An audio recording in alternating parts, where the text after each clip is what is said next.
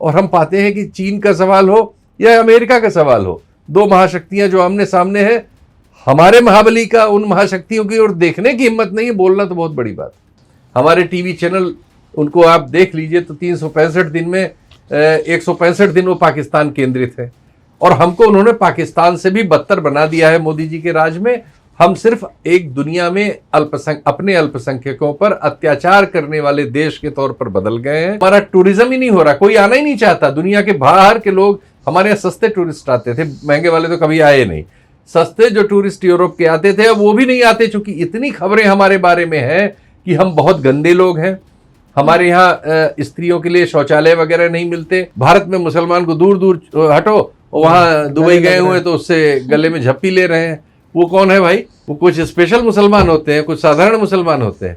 इस पे सवाल करने वालों को और विपक्ष को प्रताड़ित करने का काम करता है। वो एक्चुअली कुत्ते का रोल करता है, कटखड़े कुत्ते का, जिसको ट्रेन किया गया हो लोगों को काटने के लिए। वो उनको खा जाने वाली मुद्रा में मिलते हैं और तमाम कांड होते रहते हैं हमेशा। तो असुरक्षित हैं, निहायत गंदे हैं हम, और निहायत असभ्य हैं हम। तो हमारे यहाँ टूरिज्म नहीं डेवलप हो रहा है, तो हम ये इससे वंचित हैं। हमारे पूरी राजनीति का, विचार का, बातचीत का, मीडिया का, सारे हमारे संवाद का लक्ष्य पाकिस्तान है।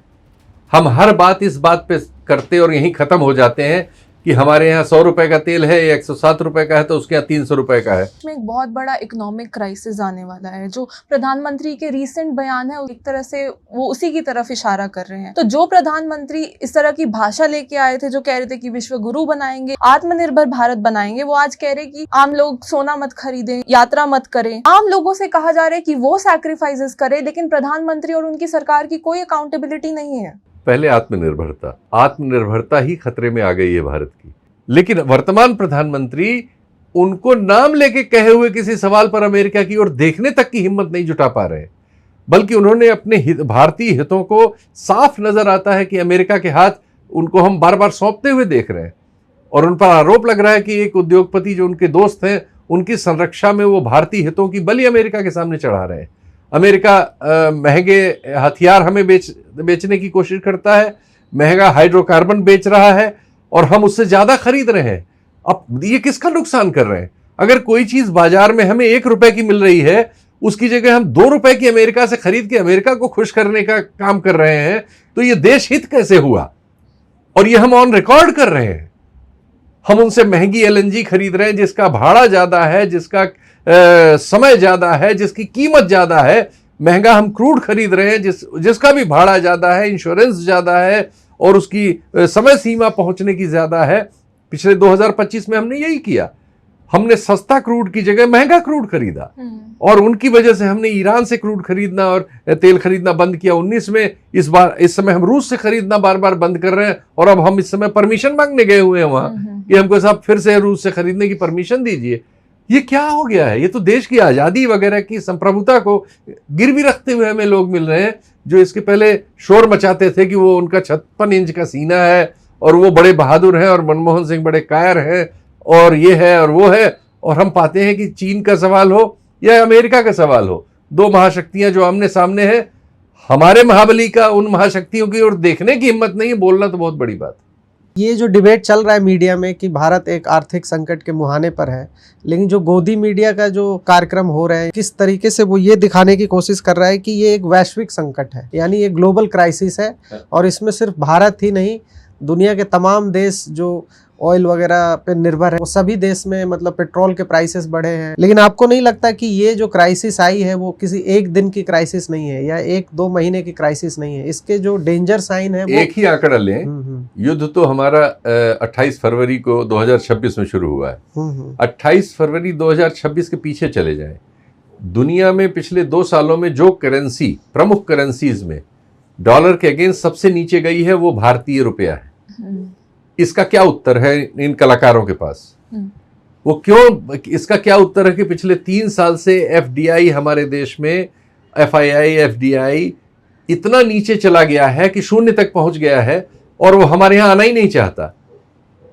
इसका क्या उत्तर है कि हमारा जो शेयर मार्केट है वो पिछले 3 वर्षों में डॉलर टर्म में अगर हम देखें तो दुनिया का सबसे घटिया मार्केट में बदल गया है। इनके उत्तर क्या है? और हमारा रुपया जो है डॉलर के आगे टूटते टूटते कहां तक पहुंच गया है। दुनिया में और कौन सा रुपया है?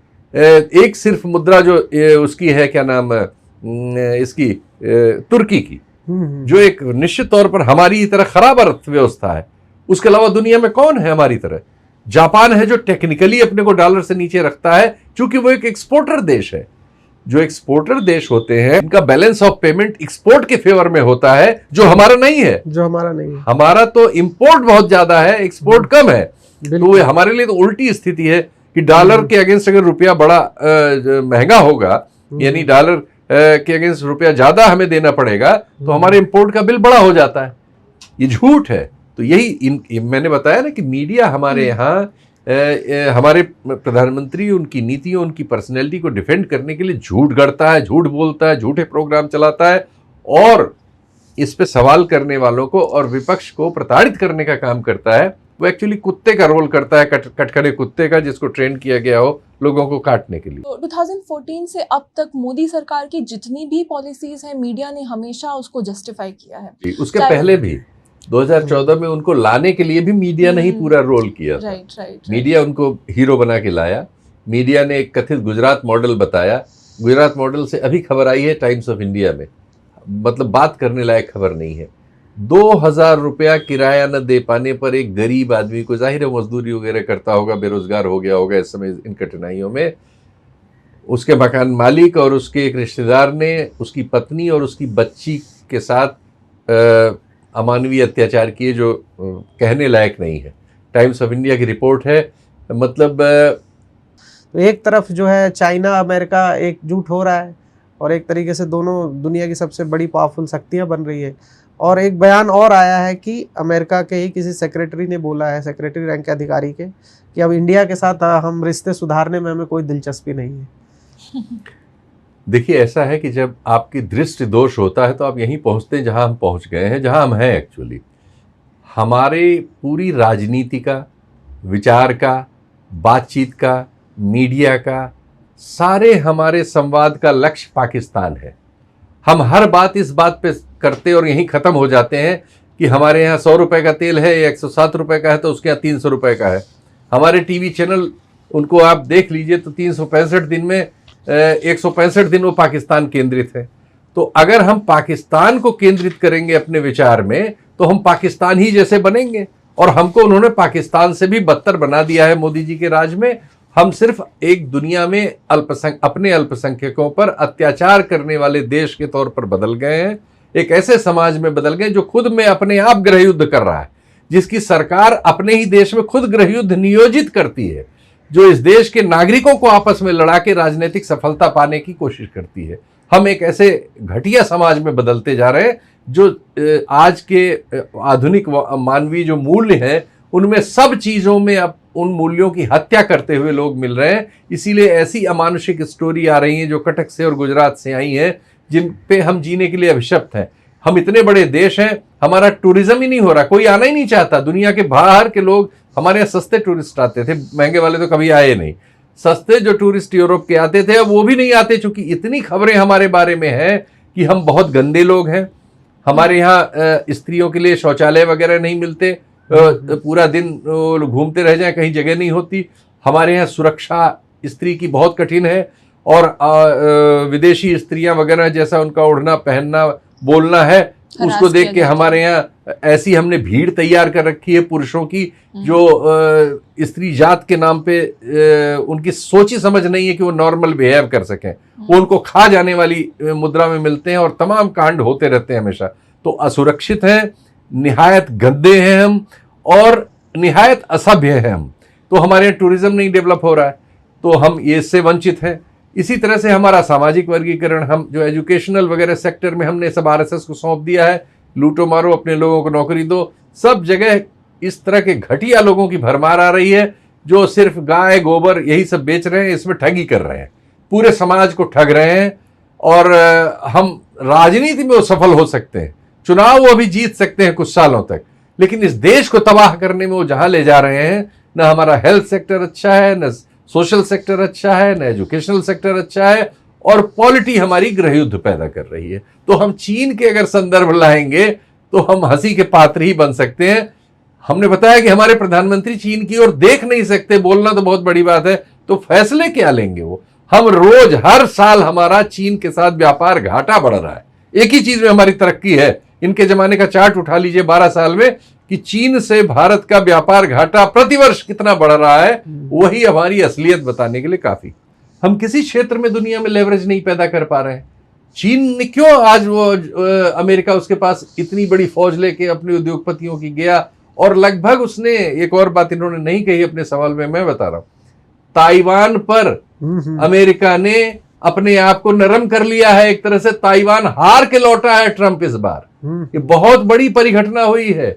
बिना लड़े चीन को ताइवान मिल गया है झोली में। हमारे पास और कुछ नहीं है। मनुष्य जो हमारे मनुष्य से मनुष्य पैदा हो रहे हैं, उनको भेज के उनसे उनके रेमिटेंस से हम अपनी ये अय्याशी हो रही है हमारे नेताओं की कि दुनिया में सबसे ज्यादा विदेश घूमने वाले प्रधानमंत्री भारत के हैं। मैं उस पे लगभग 100 देशों में घूम चुके हैं ये। अभी फिर निकले हुए हैं, सबको तेल कमी करने का वो कर रहे हैं, फिर घूमने निकले हुए हैं। भारत में मुसलमान को दूर दूर हटो, वहां दुबई गए हुए हैं तो उससे गले में झप्पी ले रहे हैं। वो कौन है भाई? वो कुछ स्पेशल मुसलमान होते हैं, कुछ साधारण मुसलमान होते हैं। तो किसी को गले में जकड़ लेना, किसी का हाथ पकड़ लेना, किसी के कान में कुछ बुदबुदा के खुद ही जोर से हंसने लगना, और कपड़े 25 तरह के बदल लेना, जिस जगह जाना वैसा मोरपंख लगा लेना, कभी वो पहन लेना। मुझे नहीं लगता कि ये कोई राजनय है दुनिया में। मैंने तो नहीं पढ़ा लिखा है, मैं बहुत पढ़ा लिखा नहीं हूं मैं भी, लेकिन जो थोड़ा बहुत पढ़ सकता हूं, अक्षर ज्ञान है मुझे, उस अक्षर ज्ञान के जरिए भी अगर हम पढ़ते हैं ये सब, इतना कोई भी गूगल कर सकता है, कोई भी चीज़ों को पढ़ सकता है। एक क्वेश्चन हम किसी भी एआई के टूल पे डाल के पूछ सकते हैं कि विदेश नीति को क्या क्या चीज़ें प्रभावित करती हैं।